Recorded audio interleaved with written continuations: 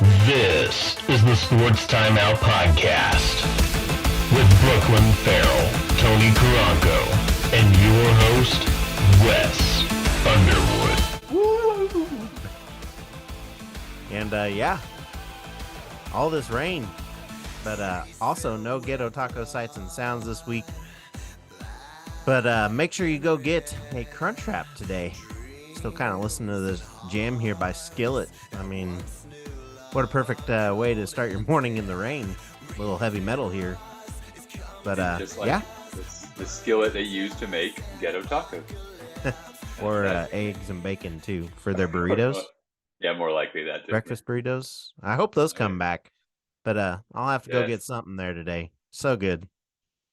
But welcome into the Sports Timeout Podcast, where we just talk about food and not sports. But Yep, brought to you by Jefferson's and Roberts Integrative Dentistry in Joplin. Wes Underwood, along with Mr. Clint Danisco. Tony out this week, but it's all right. We can do it. We can wing it. I can manage. I'll talk for him. I'll say like everything's scripted. Chiefs suck. Yeah, and we'll get. That'll be it. Well, here's a good script right here. First up, we'll go ahead and talk NCAA basketball as March Madness is about to get underway. Nothing better than that script. I mean, 64-team script, that is. Yeah, it's a long script. It's like a Lord of the Rings kind of thing. Yeah. I mean, essentially they get one, right? Oh, there you go. Yeah. Is it a ring in college basketball? Or what is it? They get a ring and a trophy. Yeah, it must be both, yeah. The Naismith Award or something. Speaking of that, we'll go ahead and go with bubble teams here. And, I mean, a lot has changed. Kentucky, North Carolina seemed like they were out the door. And now we may consider them both in as locked to be in this tournament. And, I'm going to go ahead and talk 5 bubble teams that will stay in and then 5 bubble teams that will be out, in my opinion. And I'll go ahead and go with mine here. Give your feedback. Go for it. I don't care. But Big 12, OSU, 4 wins in a row. I like the momentum. I like the momentum there. I think they'll be in. Who's their best player right now? Me. No, they had a guy that was. This is great podcasting, but they had a guy that was exciting. Not Marcus Smart, because that was 10 years ago. But yeah, I don't remember. They've Thompson, kind of come out of the woodwork a little bit, though. Yeah, that's true. Have made a case, so I'll have to pay more attention to the Big 12. I haven't really paid much attention to them since Mizzou left. So now that Missouri's gone, it's like, who cares? yeah. But again, are they good? Yeah, I like the momentum there. 4 wins in a row. I think they're at around 18 right now. Oh, heck yeah. So they'll definitely be in. Yeah. And then next up, Big East. I like Providence. That's a team that I feel like is just going to squeak right in there. They're going to be a perfect fit. I think they could be a team that could disrupt. And I like them. I think they'll get in. SEC, I like Mizzou. If they win out, which they won earlier this week, and they got another game this weekend. They ended up coming back on LSU and beat them. So they went out, though.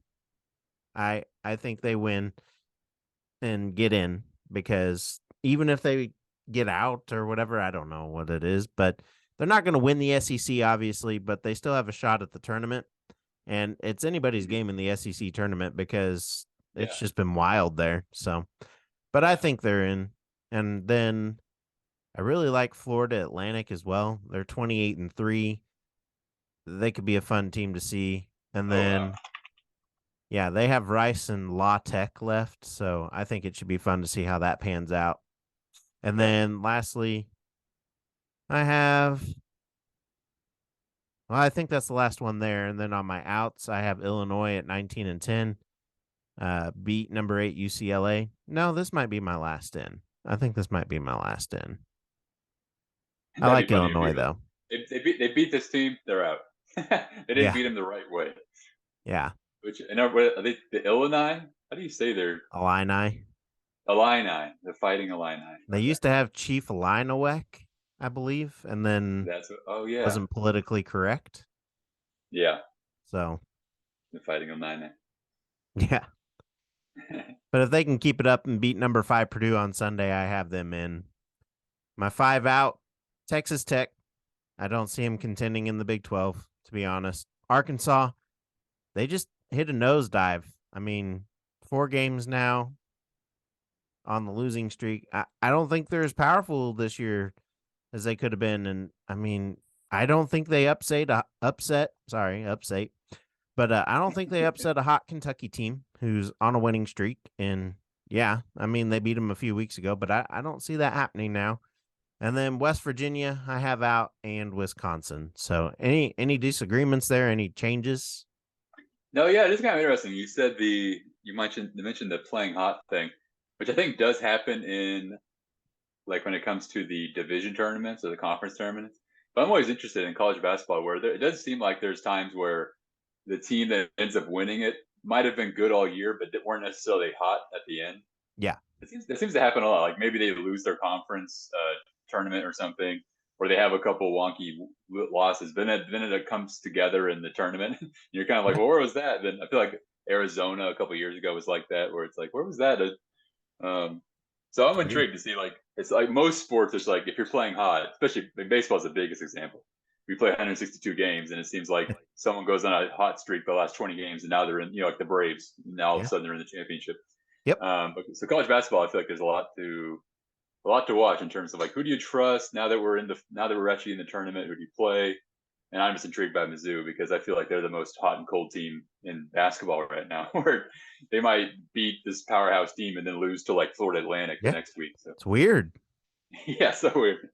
As a fan, it's frustrating. Yeah, but give them credit. I mean, they've only lost 8 games this season. Yeah, they definitely overachieved, I would guess, from what people thought they'd be this year. And they're Dennis Gates, I believe. Yeah, Dennis Gates up for nomination for Coach of the Year. Oh, heck yeah! So, kudos there. Yeah, I like where I'm at. I like my picks there. I'm pretty firm in them. I don't have any changes. So next, we go into the NFL, and we'll talk Aaron Rodgers. And came out of his hole. Said he found a peace in the darkness retreat. And he was also quoted saying it won't be much longer before he makes a decision. His 3 options on the table currently are an extension with the Pack, a trade, or retirement. That being said, what's next for Rodgers? Yeah, first of all, the drama behind all this is so, like, is there one person that's like, I think this is kind of interesting. This is a good, probably his PR guy. Yeah, the PR guy, his friends probably tell him that this is great for him.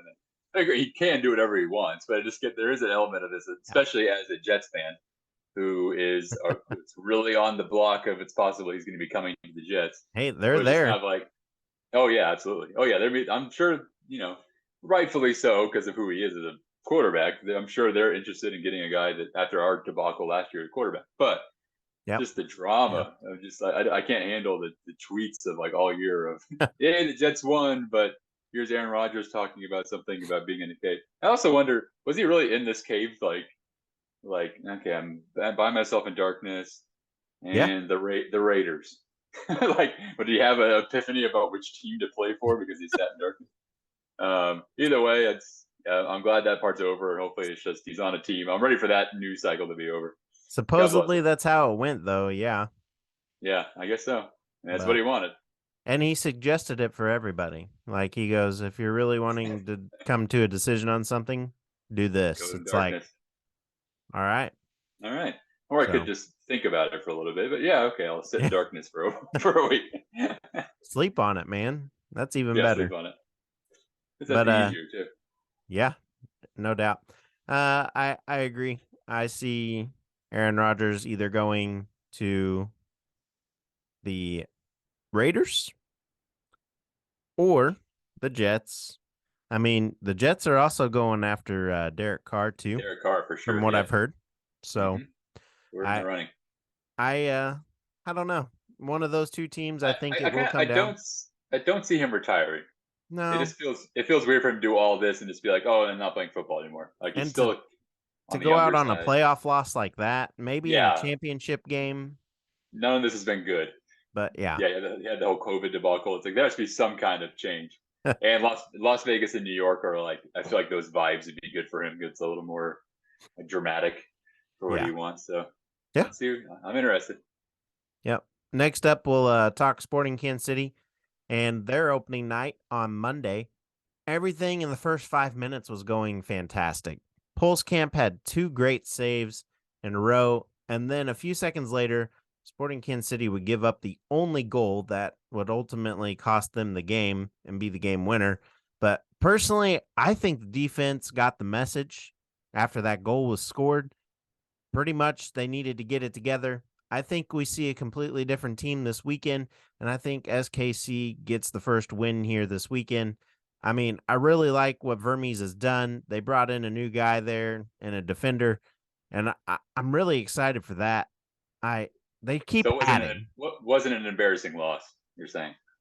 It was like Not a really. respectable loss. I think that they're still trying to identify. I mean, they lost their captain and Johnny Russell. He wasn't out there, and then they give it to Tommy, but I mean, Tommy is a leader. Tommy is good. We saw it last year in their winning streak. He came in and got the job done and got these guys pumped up, but you could definitely tell that Russell not being in there really hurt them. And then Ndebe and Courtney Ford not being there, you could definitely tell that they were still trying to learn those positions. Yeah. It was weird. It didn't feel like last year, but then that second half happened, and yeah, I mean, they did good. They kept them from scoring again, and Camp did pretty well in the goal and did what he needed to do. Yeah. So, I mean, look, they got 34 games. Yeah. They have time to, in this case, especially with an all new cast. Oh, no joke. And soccer is such a like vibing chemistry kind of on the field thing, where it's kind of tough to be like, and then you come in and then boom, you're our striker all of a sudden, and you can do things. So, Yep. Especially a 1-0 loss, like you said, I didn't watch it, but if you said it was respectable, then they got time. I thought it was. There may be fans that didn't, but I mean, offensively, they might be like, "What were we doing?" Yeah, they had 4 shots on the goal. They had 4 attempts, and a couple of them just sailed over. And I mean, they had some really good looking shots. Just I don't feel like they're in midseason form yet, obviously, and they just got to get those kinks worked out. And I believe that this was their highest attendance in a season with 580,000+ people. So that's pretty cool for all of it in general. So that I feel like that's really awesome. Yeah, it's good for the sport. Not to mention, I believe almost every home team won in this weekend or this week. So last weekend, I don't know. The Sporting Kansas City got moved to Monday because of weather, and it was pretty crazy. I mean, they got a bunch of snow, so okay. Yeah. But on that note, we'll go ahead and switch over to the MLB. And I got a chance to catch up with MSSU catcher and now Oakland A's single A player, Mr. Tommy Stevenson. Yeah. And got to talk to him about some of the rule changes and where he's at currently. So yeah, give it a look. And on that note, we now switch over to the MLB and we bring in former Missouri Southern catcher and now Oakland A's single A player, Mr. Tommy Stevenson. How are you, sir? Doing pretty well. How are you doing? Not too bad. Just I'm not ready for the rain, and you mentioned that it's raining over there in Arizona already, but I mean the daytime's got to be good, right? Yeah, it is. It's kind of weird because when I was leaving, I flew back down here the 25th, and in Missouri it was like 50 degrees and a little cold, and I was like, oh, I can't wait to get back down to Arizona. Beautiful weather, just hot and just like paradise. Get down here in the mornings, it's like 30, 40 degrees, and then it warms up to like maybe 65. So like it's basically what we're getting in Missouri. Just like here, it's just like constant every day instead of like 70 one day and then like 30 degrees the next. So it's nice. I can't complain, honestly. It's good. It's good. So yeah, last time we talked, you'd just been drafted and you've played a little in the minors now. And well, how's that adjustment been for you? It's definitely an adjustment for sure, especially coming from D2. And then playing only 2 games in rookie ball, I got a little taste of pro ball, and then I got the call up to play in Stockton, California, play low A ball, and definitely an adjustment with, you know, those pitchers. They're more aggressive than any other pitchers that I faced. They're Yeah. not afraid to. They're not afraid to, use every pitch to any batter. So one example I give all the time is like when I face lefties, especially in D2, I was like, okay, they're gonna throw me fastball, changeup, anything away from me, like nothing coming in. And so I go in, face my first lefty in Stockton, and I'm like, okay, I'm sitting fastball, changeup. It was like 2-2. I'm like, okay, he's probably gonna throw a changeup here or fastball up. Nope. Curveball right down the middle just froze me. I just start walking back to the dugout. So it's definitely an adjustment facing guys that just aren't afraid to, use every pitch they have. So, they've definitely gotten better and they're more competitive, and just like the level of play is just insane. But, it's part of, playing professional baseball. It is indeed. And so you come in there, we mentioned that you're in Arizona, and heard that around the bush there. I mean, what's that been like for you, and what are you doing over there?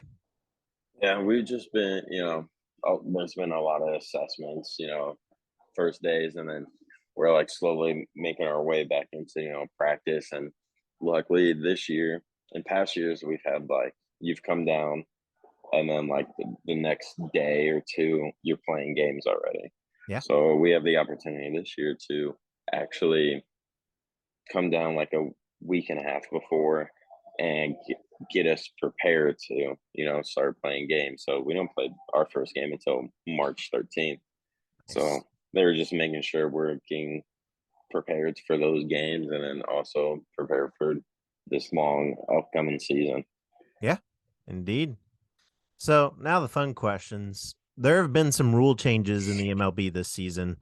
And as a player in the minors, pretty much is where this all started, just to kind of get the feel for it all. But I'd like your opinion on these. I mean, first up, go ahead and talk about it. The pitch timer, 15 seconds for a pitcher to be in motion between pitches. Unless there is a runner on base, then you get 20 seconds. And between batters, you get a 30-second timer.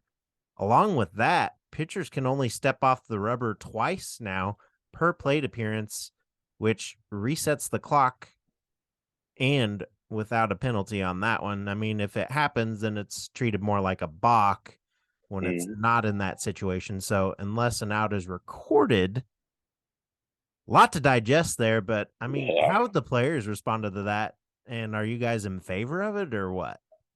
I definitely could be going both ways. We all have our pros and cons of all the rule changes and everything, but like you said, like it's starting in the minors. So like this is very new for like the big leaguers, but like for me, it's like nothing has changed in the game. So like, but like coming from college, it definitely changed, and you just have to get used to it. But it's really helping like the pace of the game instead of like in college or even in summer ball. I think I had one game in summer ball. It was like 4 hours long. Yeah. And that's just a little bit too much, especially like if you're a catcher and you're catching that whole game. It's just a little too much. So now it's like taking the game down and the time down. And it's nice as a fan and like a fan of the sport. And as a player too, it benefits us, especially like body wise. But I can also see why people, don't like it. Some people are very old fashioned and don't want to change the game, and I can understand that. But it also, gives more coaches like try to strategize more, especially with like the, when are you going to pick off or step off? Especially because we had a certain time last year, pitcher stepped off twice, and one of our players was on first, and our coach says, "Hey, you can't step off again. Go ahead and steal." And he did, and I wasn't recorded, and he was able to kind of get that balk, I guess, is what it's treated. But like I can see like some people favoring it. I can see other people not, especially as a hitter, because there's also a rule like if you're not in the box and looking at the pitcher in like 8 seconds, then you get a automatic strike. Yeah. And as a hitter that likes to take his time going up to the plate, I have my whole routine. Now I have to rush it. I don't really like it, but at the same time, you see like why people like it and why it just changes the game. And I'm sure you saw the first 2 games of spring training, they were 2.5 hours long. Yes. So like, now I can definitely see players hating on it, and I'm for it, but at the same time, there are some things that it's just like maybe we don't need to change anything, but it's whatever the league thinks is best. Yep, it's true. It's true. And next up, the next rule, they get rid of the shift, basically telling players to stay at their natural positions. Now, as a fielder, being a first baseman now, what's your take on the no shift? Are you for that? Honestly, I'm cool with it. I mean, I've been, especially in college, I was shifted a good amount of times, and it definitely screwed me over a little bit. But at the same time, I think it's just part of the game, and it's just part of the strategizing and looking at the numbers of a hitter and seeing where his tendencies are, and that's part of the game. And I think, if you don't like the shift and you can't beat it, like especially a pull heavy lefty, why don't you lay a bunt down? If you want to get hit that bad and help your team win, lay a bunt down. You don't always have to try to pull everything into the shift. So, I can see, we did it in the minors where, if you're second and first, you have to stay on the right side of the second base. You have to have 2 guys on each side of second base. So we played with it, and I mean, I never saw a problem with the shift. I never did, even when it was used on me, and it was me as a hitter to try to take advantage of the open hole they're giving me, because I was always shifted to the left with the first baseman kind of playing the line. So like that 4 hole was wide open. So like as a hitter, I'm trying to hit it through the 4 hole wherever it's open. So whatever I can get a hit, but again, it's whatever the league thinks is best. So and they think banning the shift is gonna help, and it's definitely gonna help a lot of players' numbers for sure. But I mean, they definitely could have raised their numbers just by laying a bunt down and just beating the shift. Like I never saw a problem with it. Yeah, I agree. And lastly, base size increased by 3 inches all the way around the bag. Has it really helped with stealing? Have you got to try that out yet? And is it good for injury reduction as stated, or? Yeah, I honestly, I love it. I don't know why. Because so in Arizona, when I first got drafted, I came here, they were like the regular standard size, and then we go to Stockton, and it's these huge bases, and I don't know why, I just fell in love with them. They were like these big old pizza boxes, it felt like. But yeah, I definitely think it helps with base running. It just gives you more of the bag to slide into, or like wherever you need to put your hand. I think it just gives you more bag to grab.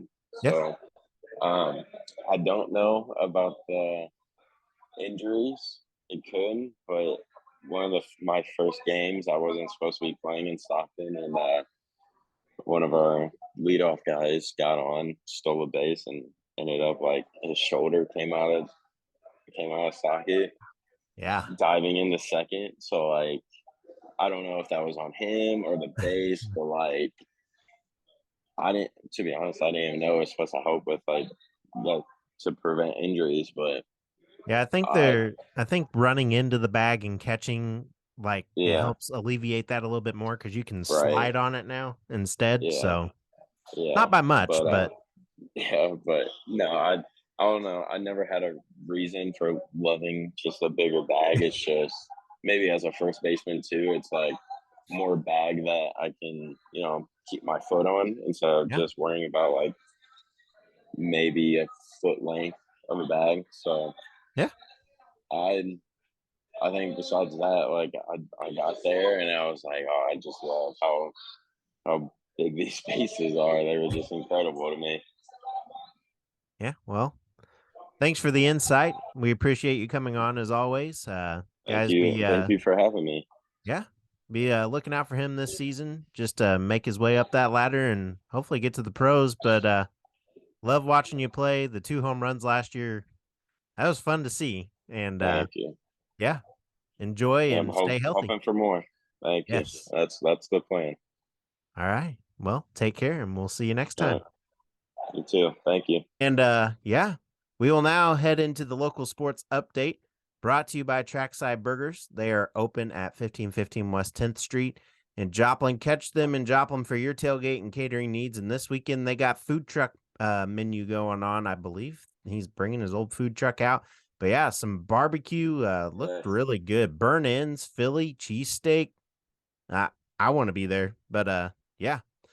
And so this week I got a chance to sit down with Diamond head girls basketball coach, Mr. Marty Atnip, and here's what he had to say about his team winning the first district title in 37 years.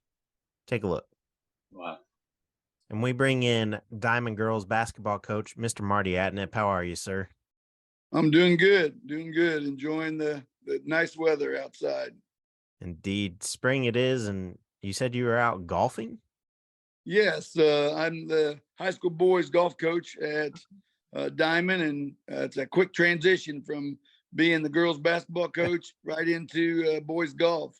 Yeah, that was pretty crazy. I mean, you guys had a heck of a season, and we'll go ahead and talk about that. I mean, first 2 years, a little rough for you down there in Diamond, and I mean, that's pretty typical in a rebuild. And last year, for the first time since 1986, you and your girls win 20-plus games. This year, you all win districts for the first time in 37 years. What's that mean to you as a coach to see the fruits of your labor come to fruition pretty much? This is my 6th year at Diamond, and it was really the first 3 years that were really a struggle. I mean, we went 0-25 my first year. The second year, we went 6-19 and had a lot of starters, that we had gotten injured. And then my third year, we went 1-20, 1-24. And I was just like, man. And so then my fourth year, we kind of broke through. We went 18-9. And then last year we went 20-7 and then 22-6 this year. So we're starting to turn the corner. And, the key to it was I started in my third year, I went down and I started coaching the junior high girls basketball. And it's this year's junior class that I first started with. And they went 16-0 as in junior high. And then I had this sophomore class that is really good. And we went 16-0 that next year. And so, 32-0. And so they kind of started to buy into what I've been trying to sell. And that's really been a key building block to what we're going on here. Indeed. I mean, it's been very successful. Heard about you guys last year, then I saw that you won districts, and unfortunately you guys end up losing in the first round of the state play this past Tuesday. What was your message to the team after that game? Well, we knew that it was going to be a big challenge for us. Fairgrove was ranked, I think, 3rd in the state. They have a very good team, but they're really big. I mean, they got 6'2", 6 foot, and it was a kind of a matchup nightmare for us, but our kids bought into what we're going to do. And we gave ourselves every opportunity to, pull the upset last night. Unfortunately we just kind of came up short, but it doesn't take away from our season. Indeed. Very good season overall. Positive note here though, you graduate one senior in Ashlyn Daniel. First off, do you have any words with her after that game? And second, how encouraging is it to you pretty much bringing back this entire roster from this season. Yeah, Ashlyn, she had a torn ACL, and so she couldn't play the whole season. So it wasn't, obviously that wasn't the season that she had hoped for. But like I said, she was still, a key component as far as being a good encourager off the bench, and just, I told her that she laid the foundation, helped lay the foundation to what we're doing.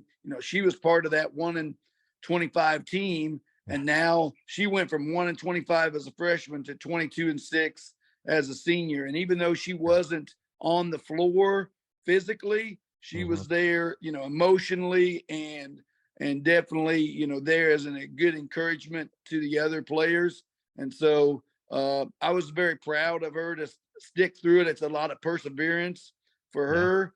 And then, it's exciting that, we started pretty much 3 juniors and 2 sophomores. So pretty much having all 5 of my starters back. And then we were mostly freshmen coming off the bench. And so, we're excited about the opportunity that we will have next year to maybe even go a little bit further in the state playoffs and kind of build on what we're doing. Indeed. And lastly here, how awesome has your community support been throughout this last couple of seasons? I mean, because to be honest, if it wasn't for members of that community, I may have missed this awesome story from this year. I caught a little bit last year, but I wouldn't have known that you guys won districts this year because really it wasn't publicized about your season until that district game. And that was in the Joplin Globe up here. So, I mean, that says a lot in itself. The community's been really good. They've really gotten behind us. It's been, obviously it was kind of a slow process in them first 3 years, but we're starting to build momentum. We've had success in other sports. Obviously the softball had won the state championship last year, and I got a lot of the same girls that played on that state championship team. And then the volleyball team has been successful as well. And so we're just trying to continue the success in basketball that they've had in the other sports. And, we're excited about really diamond athletic teams here on the girls side, because we feel like for the next few years, we're going to be super competitive in all 3 sports. That's awesome. And thanks for coming on here. Good luck on the golf season, and congratulations on another successful year in basketball. May not have ended the greatest, but I mean, it's still a good note to go out on, and lots of encouragement for next season. Get that fire going. So for sure, like the 37 years, that was a big thing to break that, get that monkey off the back. And so, we're excited and ready to. I wasn't ready for necessary golf season to start. I was still in basketball mode, but like I said, I'm very proud of our team and our community and our school and what we put out there on the court each and every night. Yeah, indeed. Again, thanks for joining us, and take care. All right, thanks so much. Yeah, great stuff there. And next Joplin boys take on Nixa tonight, 6 p.m. Tough one here. Tough one. Semis in districts, and Nixa barely escaped Ozark on Wednesday, which that was weird. Didn't expect that, but Ozark not very good. No, they were the 8th seed. They were in last place. Wow. So, yeah, that should be good. It should. Joplin escaped. Can't say much for them though. I mean, although they did overcome it, they escaped double overtime and ended up winning there all right with 41 points in that one. 41 points. And they scored 90 on the night, by the way. Yeah, it's like But Neosho boys, Carthage boys, they're out. CJ boys got eliminated by Webb City. Webb City came back and ended up winning 56-37. Webb City takes on number 3 Ruskin tonight at 7 p.m. On the girls' side, Joplin Class 6, District 5, they're out. Carl Junction, they are going on. They're going to be playing in Webb City here in the next couple days. I don't remember the day. Everything just got over on the girls' bracket last night, so I didn't really get much time to look at it this morning. And then I do know that Webb City ended up pulling out their game, so it's going to be Webb City playing in the Dome, as well as Carl Junction in the Dome, and they may meet in the final round there. That's going to be a fun one. The last time was really close a couple weeks ago between the two, so something to look out for there. And then, Neosho, pay attention to their team page. And, I mean, lots going on in districts. So much going on right now. I mean, it's March Madness everywhere, and it's ridiculous, crazy, but I love it. Basketball's at a peak. Yeah, basketball's at a peak. Yeah. Yeah, you got March Madness, the 12th, I think, is selection. Yeah. And you got all the other stuff. Oh, man. You got Lacey Stokes, fellow Mount Vernon girl for Missouri Southern Girls. That's going to be good. Yeah. A lot of stuff going on. I think they're still in a 6 seed position, may get bumped down if they don't win tonight. And we'll finish out with the 2-minute warning brought to you by Hot Stone Pizzeria. Go grab a large pizza and a medium pizza for the month of March for only $30. That saves you $10, guys. Like that's a pretty good deal. $10 off of $40 worth of pizza. Yeah, get in my belly, that's for sure. But $10 or the food? The $10 in your belly. That's a great question. Yeah, just to clarify for the audience. But MIAA basketball tournament begins tonight for the MSSU women, and they're going to take on Pitt State as they go head-to-head in round 2. 6 p.m. tonight up at Municipal Auditorium in Kansas City. Pitt State was 2-0 during the regular season. For MSSU men, they are out, and Pitt State men did not make it in. So be looking forward to the women's game this evening. It's going to be great. I'm going to be there. I'm excited. I'm ready to go watch some good basketball up in the MIAA tournament. Yeah. Right on. And for baseball, 11-5 MSSU will head to Northwest Missouri for a 3-game road trip again this weekend. And first pitch for today is set for 2 p.m., tomorrow at 2 p.m., and Sunday at 1 p.m. And then for the 9-6 Pitt State team, they will be on the road as well, taking on Mo Western. Today's game will be at 4, tomorrow's will begin at 2, and Sunday's game will be at noon. As for softball, MSSU will host the MSSU Lion Classic, and they will take on Rockhurst tomorrow at 12:30, followed by Southwest Baptist at 5:30 p.m. Sunday, they face Truman State in a doubleheader beginning at 3 p.m., and then on Monday, they play Missouri S&T at 12 p.m. For Pitt State softball, they will host Missouri S&T tomorrow at 12:30, followed by Truman at 5:30 p.m. Then Sunday, they will face Rockhurst in a doubleheader beginning at 3 p.m. Of course, all these games and events are pending to the weather. There's a lot of rain out there and the current and fluid COVID-19 situation, so tune into each team's social media pages for times and updates. And, well, the music continues to play. And, for Tony, Clint, and myself, you guys have a great and safe weekend. Make sure, again, y'all go get some of those tacos from Ghetto Tacos Food Truck or Taco Shop next week. Buy 5, get 1 free. Buy 10, get 3 free on Taco Tuesday. And if you don't want that, go Wednesday for 10% off nachos. And also Thursday, can't forget, spend $10, get a free soft drink. I mean, soft drinks are inflated these days, so yeah. Which one are you going to get, Clint? Which one do you want? Well, I'm excited for the $10 that I can eat. Oh no, it's a different thing. Oh yeah, I'm gonna get the. I'll get the beverage. I gotta give me a Coke Zero or something. I go no calorie, but yeah. All right, John Smith. Yes. You lived there too long. That's right. I got addicted.